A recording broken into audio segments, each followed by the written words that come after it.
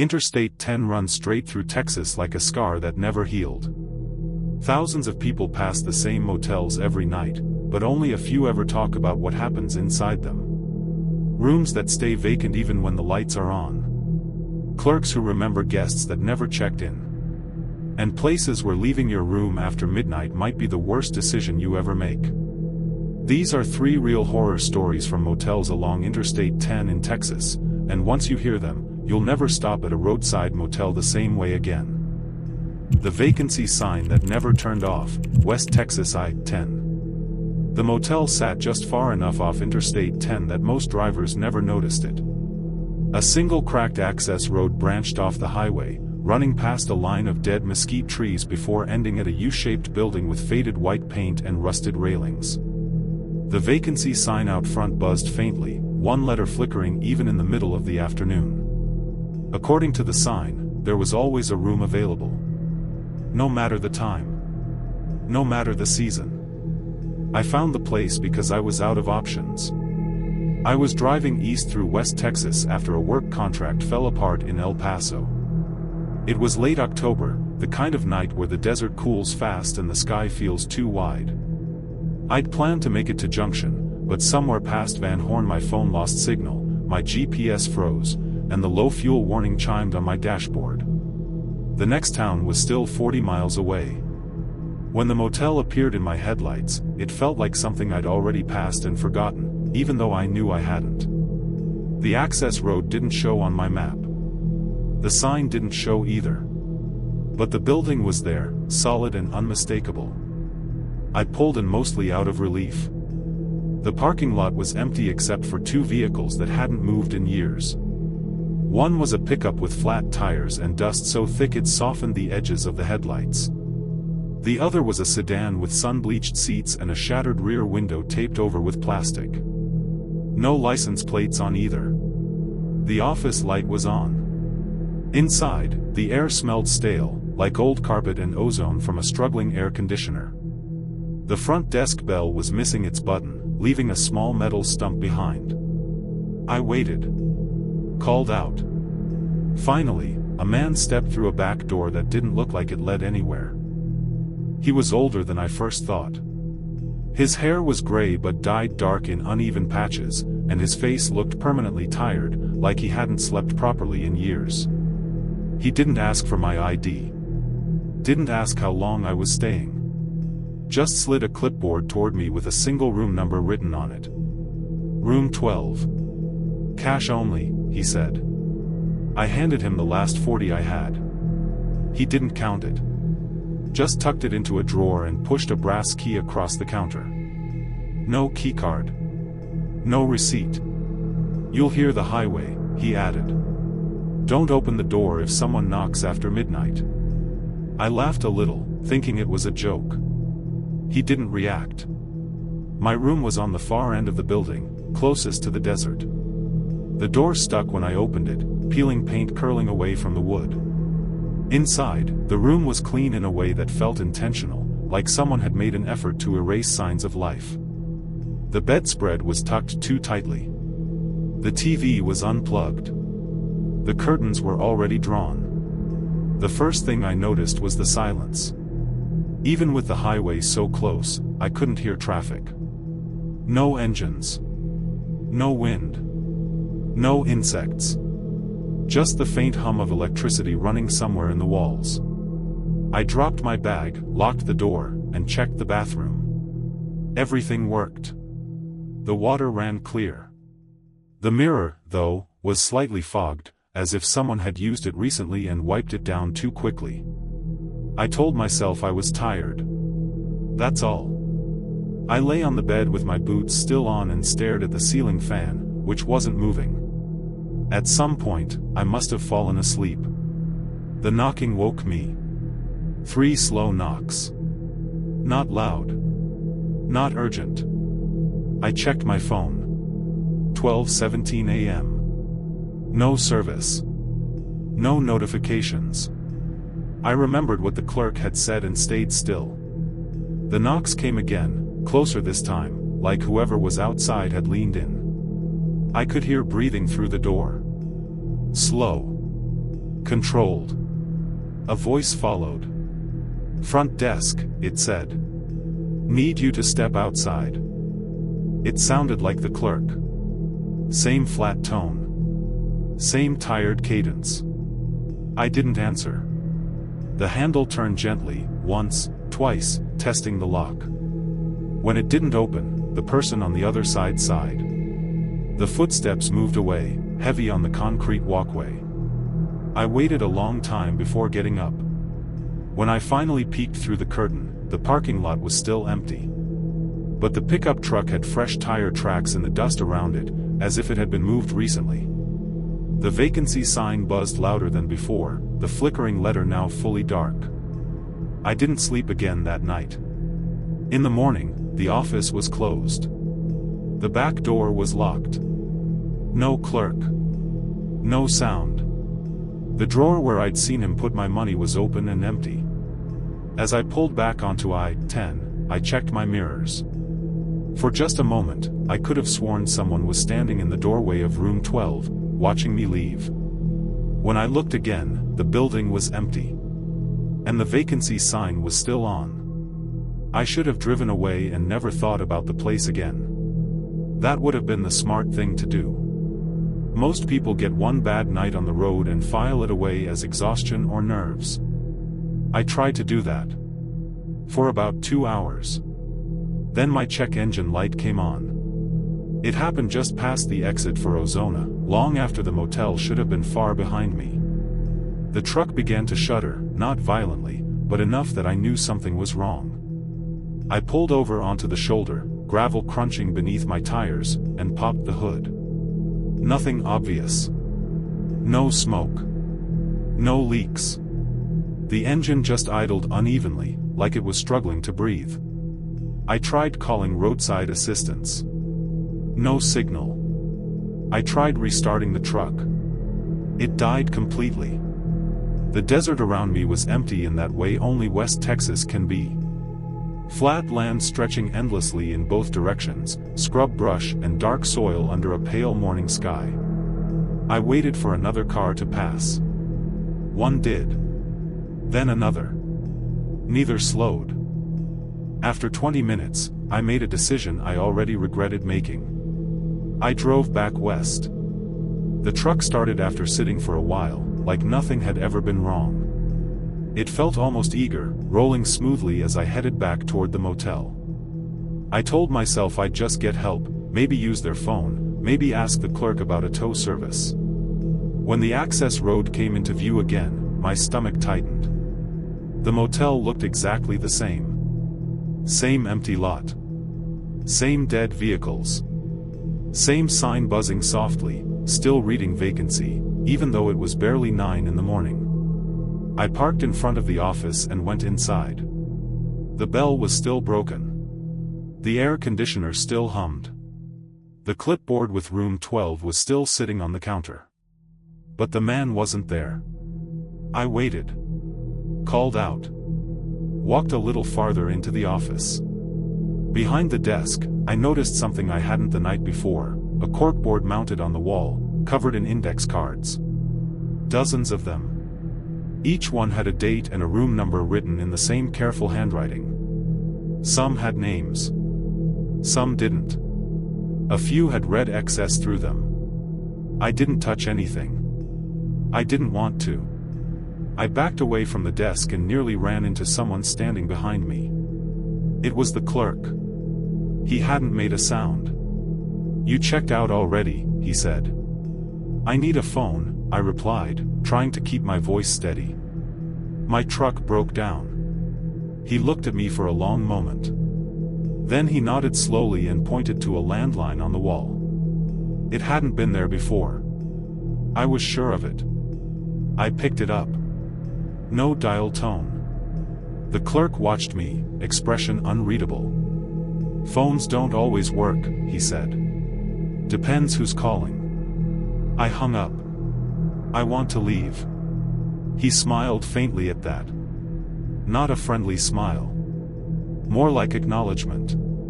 "Most do," he said. "Eventually." I asked him about the trucks in the lot. The abandoned ones. He followed my gaze through the window. They stayed, he said simply. My skin prickled. Stayed how? He didn't answer. Instead, he reached under the counter and pulled out the same brass key I'd used the night before. Room 12 isn't ready yet, he said.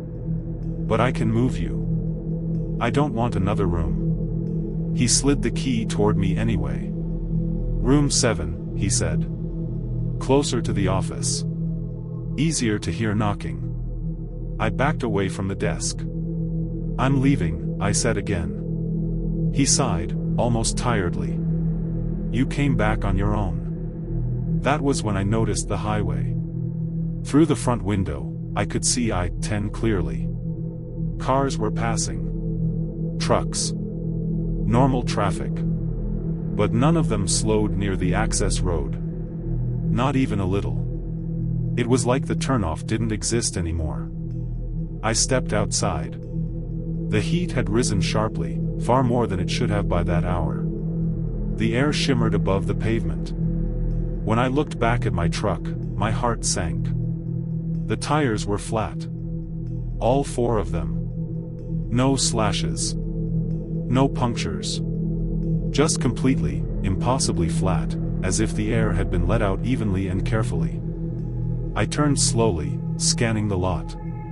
The pickup truck with the dust-covered headlights was gone. In its place were fresh tire marks leading away from room 12. I don't remember walking back to my room, but somehow I was there, standing in front of the door. The brass key was in my hand again. I don't remember taking it from the counter. Inside, the room looked lived in. The bedspread was wrinkled. The mirror was fogged again. The TV was plugged in and playing static at low volume. And on the desk was my bag, unpacked. Clothes folded neatly. Phone placed face up. Wallet open. Someone had been through everything. I sat on the edge of the bed and tried to breathe. That was when I noticed the writing on the wall. Not graffiti. Not scratches. Indented impressions in the paint, like words pressed in from the other side. I ran my fingers over them. Room numbers. Dates. And names. Some of them were crossed out. One of them was mine. The knocking came again that night. Not just at my door. At every door. I could hear it traveling down the walkway, slow and methodical. Knock. Pause. Knock. Pause. Each time, a voice followed. Not the clerk's voice this time. Different voices. Men. Women. Young. Old. Each one said the same thing. Front desk. Please open the door. I stayed completely still, lights off, heart pounding so hard I thought it might give me away. The knocking reached my door. 3 slow knocks. Then silence. Minutes passed. Maybe longer. I thought it was over. Then the handle turned. The lock didn't move. But something on the other side pressed against the door, hard enough that the wood creaked inward.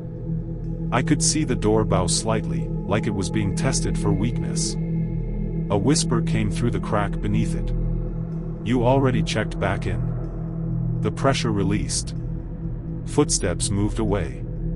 I don't know how long I waited before moving.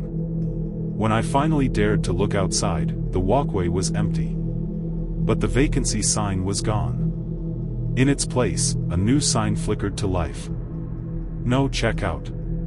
I didn't leave that night. I didn't leave the next morning either. Time stopped behaving normally after that. Days blurred together. The sun rose and set, but my phone never changed from 12:17 a.m. The clerk appeared when he wanted, never aging, never explaining. Sometimes I heard cars pulling in. Sometimes I heard screaming. I stopped counting the knocks. Eventually, I understood. The motel wasn't for travelers. It was for people who came back. And the vacancy sign never turned off because someone always did. Room 17, mile marker 553. The motel sat just off Interstate 10 near a stretch of road most people passed without noticing. No town name on the exit sign. Just a gas station, a diner that closed at sunset, and the motel itself squatting beside the frontage road like it had been forgotten on purpose. The sign above the office flickered unevenly, missing letters so that the word motel looked more like a warning than an invitation. I hadn't planned on stopping there. I was driving west through Texas late at night, trying to clear as much distance as possible before sunrise. The highway was empty in that way that only happens after midnight, when even truckers thin out and the road feels wider than it should. I'd been awake too long, my eyes burning, my reactions slowing. When the gas light came on and I realized the last station was already miles behind me, I took the next exit without thinking. That's how I ended up pulling into the gravel lot. The parking spaces were mostly empty, but not abandoned. A few cars sat scattered around, an old pickup with a dented tailgate, a dusty sedan missing a hubcap, and a long-haul truck parked sideways near the fence as if the driver hadn't bothered lining it up. None of the vehicles looked recently used. Dust coated everything evenly, untouched by fresh tire tracks. The office door was open. Inside, a man sat behind the counter watching a small television perched on a shelf. He didn't look up when I walked in. The TV volume was low, subtitles flickering across the screen, though I couldn't tell what language they were in. "I need a room for the night," I said. He muted the TV but didn't turn it off. The screen kept flashing images behind him. He finally looked at me, and for a moment I wondered if he hadn't heard me at all. His eyes were bloodshot, rimmed with red, like he hadn't slept in days. "Room 17, he said, without asking for my name. "Cash only." I paid. He slid the key across the counter. An old metal key, heavy, attached to a plastic tag that had once been white. "Checkout's at 10, he added. "Don't wander." That last part didn't sound like advice. It sounded like a rule. Room 17 was at the far end of the row, closest to the dark stretch of land behind the motel. The lights along the walkway buzzed faintly, some brighter than others, leaving pockets of shadow between doors.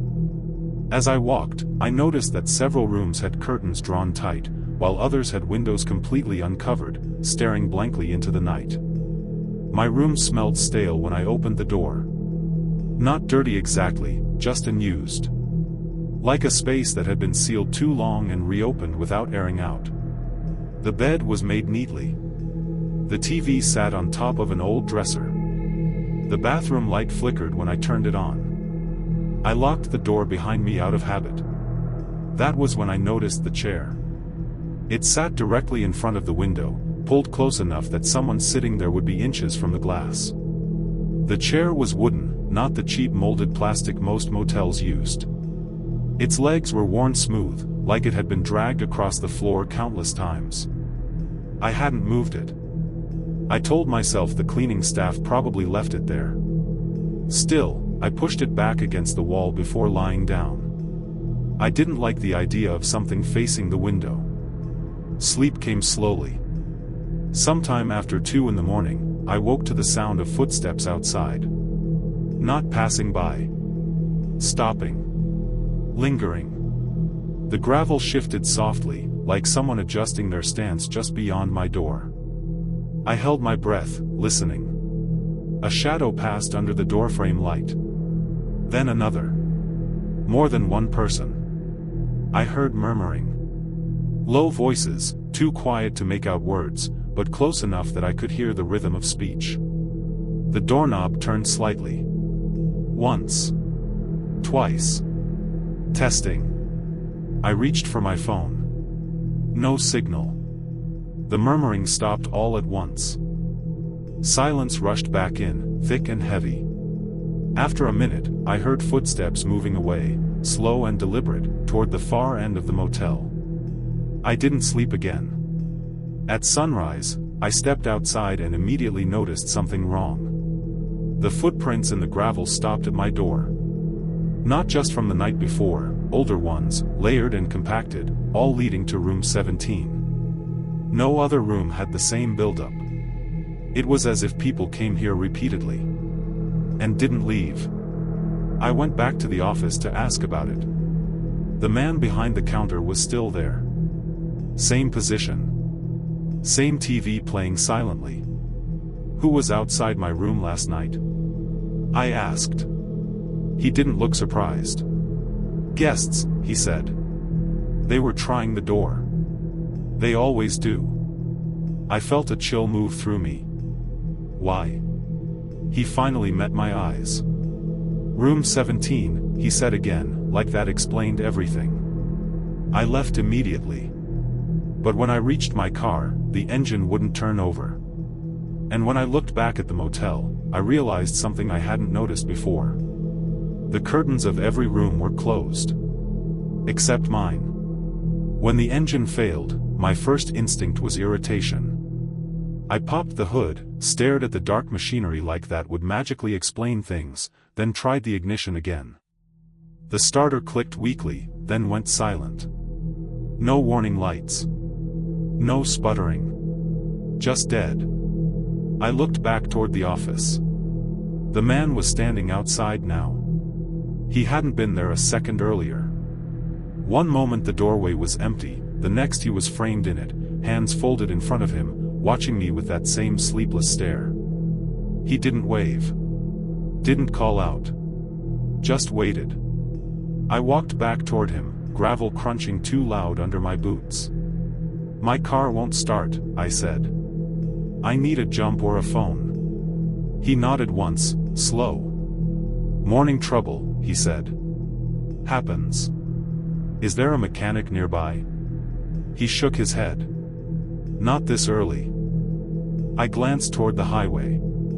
It looked farther away than it had the night before, the road shimmering faintly in the rising heat. No cars passed. Not a single one. I'll call roadside assistance, I said, more to reassure myself than him. No signal, he replied. I know. I'll walk to the gas station. That made him frown. You shouldn't wander. The same word again. I felt a knot tighten in my stomach. I'm not staying another night. You already checked out, he said. Didn't you? I hadn't. But when I reached into my pocket, the key for room 17 was gone. I went back to the room. The door was unlocked. Inside, the chair was back in front of the window, facing outward. The air felt heavier than before, thick with that same stale smell, but stronger now. The bedspread was rumpled, like someone had sat on it. The bathroom light was on. I hadn't left it on. I stood there, heart pounding, listening. The faint hum of electricity. The distant buzz of insects waking up. Then, soft movement from the bathroom. Bare feet on tile. I stepped back instinctively. A man emerged. Not the clerk. This one was younger, mid-30s maybe, wearing jeans and a wrinkled shirt. He looked exhausted. His eyes were sunken, skin pale, lips cracked. He froze when he saw me. Oh, thank God, he said. You're real. I didn't answer. They told me no one else was here, he continued quickly. Said I was the only guest. I thought I was losing my mind. Who told you? I asked. The front desk. Same guy. He said this room was empty. My mouth went dry. How long have you been here? I asked. He hesitated. 2 nights. I think. You think? I fell asleep the first night and woke up to knocking. People outside. Every hour. Every time I opened the door, no one was there. But the footsteps, he shook his head. They never stopped. He glanced at the window. They sit there, he whispered. At night. They sit in that chair and watch the road. I felt cold spread through my chest. Who? His eyes filled with panic. I don't know. They don't come inside. They just wait. A sound came from outside. Footsteps. Multiple. Moving slowly along the walkway. The man grabbed my arm. Don't open the door. The handle turned. Once. Twice. Then knocking. Firm. Rhythmic. Patient. The clerk's voice drifted through the thin door. Checkout's at 10. The other man started shaking. He said that last night too. The knocking continued. Then stopped. Silence stretched until it felt unbearable. We waited several minutes before daring to move. Come with me, I said. We'll leave together. We stepped outside cautiously. The walkway was empty. But the gravel told a different story. Footprints. Dozens of them. All pointed toward room 17. None leading away. We reached my car.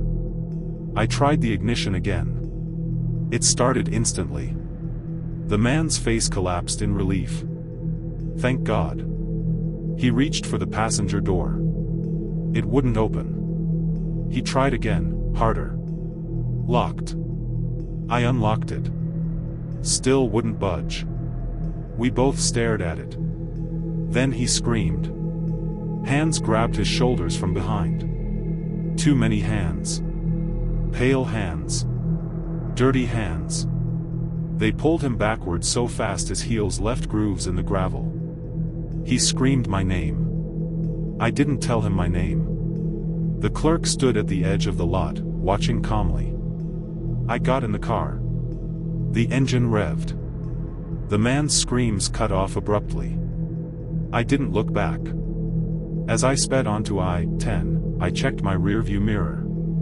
The motel was already fading into the heat haze. The vacancy sign was still on. The night clerk who didn't blink. I noticed the motel because every other light around it was off.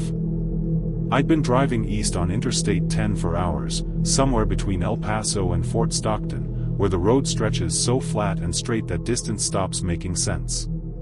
The sky was moonless, the desert black on both sides, and the few exits I passed were either closed or led to nothing more than locked gas stations and dark service roads. The motel sat alone beside the frontage road, its sign glowing an uneven orange that made the bugs swarm around it like static. The name was hard to read, some letters burned out, but I could make out Sunset, something. The rest didn't matter. I was exhausted, my eyes aching, my hands stiff on the wheel. The parking lot was almost empty. Only one other vehicle sat there, a white van parked crooked near the far end, its windows completely blacked out. No movement. No interior light. I pulled into a space near the office and shut off the engine. The silence hit immediately. No highway noise. No insects. Just the faint hum from the motel sign and the ticking of my cooling engine. The office door was open. Inside, a young man stood behind the counter.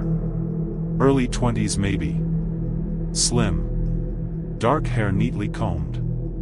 He wore a faded polo shirt with the motel logo stitched crookedly over the chest. He was already looking at me when I stepped inside. Didn't blink. Room? He asked. His voice was flat. Not unfriendly. Just empty. Yes, I said. One night. He nodded and slid a clipboard toward me. I filled out my name, license plate, address. When I handed it back, he didn't look at the paper. Just tucked it into a drawer. Second floor, he said. Room 23. He handed me the key. No keycard. An actual key, heavy and cold, attached to a plastic tag that read "No refunds." Is the diner nearby open? I asked. He stared at me for a moment too long. No, he said. Nothing's open. I hesitated. Is anyone else staying here? Another pause. Yes. I waited for him to elaborate. He didn't. Room 23 was at the end of the second-floor walkway, overlooking the empty lot and the dark desert beyond it. The railing was loose in places, creaking slightly when I leaned on it. From up there, I could see the white van clearly. Still no movement. Inside, the room looked normal enough. Clean bed. Old carpet. TV bolted to the dresser. The bathroom smelled faintly of bleach. I locked the door behind me and dropped my bag on the chair. That was when I realized something. There was no deadbolt. Just the knob lock.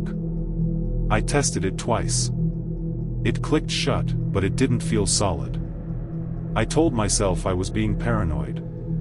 I showered, changed, lay down. The mattress dipped slightly toward the center, like it had been slept in recently. I fell asleep almost immediately. I woke to the sound of movement in the hallway.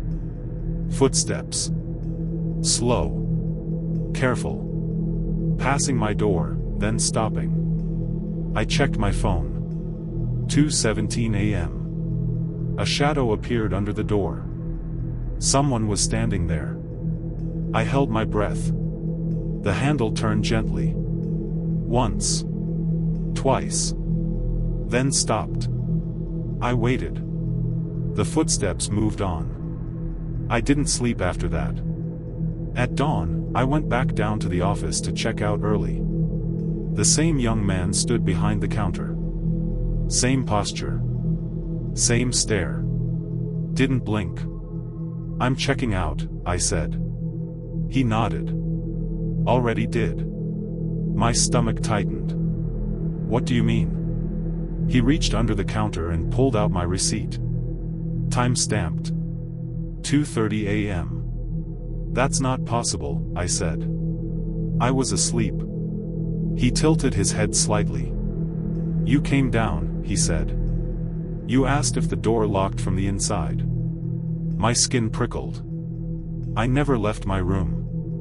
He looked genuinely confused for the first time. "Yes," he said slowly. "You did." I left without arguing. As I reached my car, I noticed the white van was gone. In its place were dark stains on the asphalt. Footprints led from the stains toward the stairwell. Up to the second floor. Up to room 23. I stood there longer than I should have, staring at the footprints until the rising sun washed them out into nothing more than darker patches of pavement. I kept telling myself they were oil stains, old ones, left by trucks that passed through years ago. But they were shaped too much like feet. Bare feet. Toes visible. Pointing toward the stairwell. I got in my car and drove away without looking back. For the next 50 miles, the image of the night clerk's face stayed with me. Not his words. His eyes. Open too wide. Focused in a way that didn't feel like attention, more like observation. Like he was watching something move behind me instead of looking at me directly. I told myself I was done with it. That I'd crossed paths with a weird place and an even weirder employee, and that was all. Texas is full of forgotten motels along I-10, places barely hanging on, staffed by people working nights because no one else will. There was no reason to keep thinking about it. But I couldn't shake the feeling that something had followed me out of that parking lot. 3 days later, I was back on I-10 again, heading west this time. Different trip. Different reason. I hadn't planned to pass anywhere near that stretch of desert, but roadwork forced a detour that pushed me back onto the same frontage roads I remembered. I recognized the area before I saw the sign. The land flattened in the same unnatural way. The sky felt bigger. The exits came farther apart. When the orange glow appeared ahead, my chest tightened before my brain caught up. The motel sign was still there. Still flickering. Still half unreadable. I slowed without meaning to. The parking lot was empty now. No white van. No other cars. The office light was on. I kept driving. In my rearview mirror, I saw headlights turn on. A car pulled out of the motel lot. It followed me onto the frontage road. At first, I told myself it was coincidence. There were only 2 ways to go from that place. But when I merged back onto I-10 and the car stayed behind me, matching my speed exactly, my hands tightened on the steering wheel. I sped up. So did it. I slowed down. It stayed the same distance back. No headlights flashed. No attempt to pass. Just there. Watching. After 15 minutes, I took the next exit abruptly, cutting across the shoulder. The car followed without hesitation. At the stop sign, I turned right.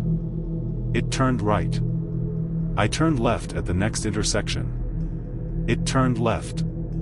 There was no traffic. No buildings.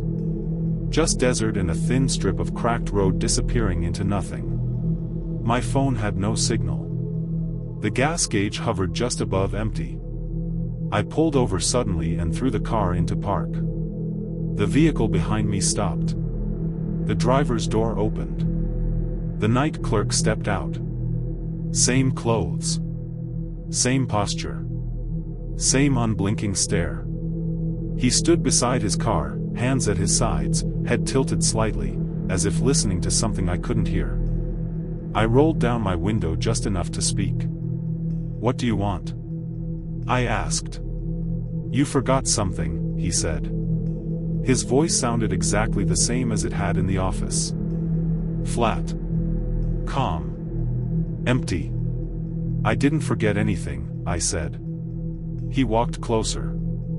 I noticed then that his shoes were gone. His feet were dirty, stained dark, like he'd walked through oil or something thicker. Dried lines ran up his ankles. "You asked if the door locked," he said. "You came back down." "I didn't," I said. My voice cracked. "I never left my room." He stopped a few feet from my car. "Yes," he said again. "You did." I slammed the accelerator. The tires spun, kicking up dust and gravel as I shot forward. I didn't look back. I didn't slow down until the road rejoined the highway and other cars appeared, real cars, real people, moving fast and loud and alive. When I finally checked the mirror, the road behind me was empty. That night, I stayed at a chain hotel in a busy town. Bright lights. Cameras. Keycards. Deadbolts. I slept with the TV on and the bathroom light glowing. At 2:17 a.m., my phone buzzed. A text message. From an unknown number. "The door doesn't lock from the inside." I blocked the number. The next morning, curiosity got the better of me. I searched online for the motel. There was no official website. No booking listings. Just a handful of old forum posts buried deep in travel boards. One thread caught my eye. "Anyone remember the Sunset Motel off I-10? The post was dated 12 years ago. People replied with scattered memories. Truckers. Sales reps, road trippers. All saying the same things. Always empty. Always open. Always a young clerk at night. One comment stopped me cold. "If you stay there, don't leave your room after midnight. If you do, they'll check you out." Another reply underneath it read, "My brother stayed there in 2009. They found his car in the lot. Room key on the nightstand. Clerk said he checked out at 2:30 a.m. No body. No suspect. Just a motel that doesn't close." I drive I-10 often for work. I still pass that stretch of desert. But the sign is gone now. The lot is empty. And sometimes, late at night, when the highway goes quiet and the radio turns to static, I catch my reflection in the rearview mirror and feel a sudden, overwhelming urge to pull over. To ask if the door locks. And I'm terrified that one night, I won't fight it. That was tonight's Whisper from the Shadows. Subscribe to Nightbound Whispers. And remember, the night is never truly silent.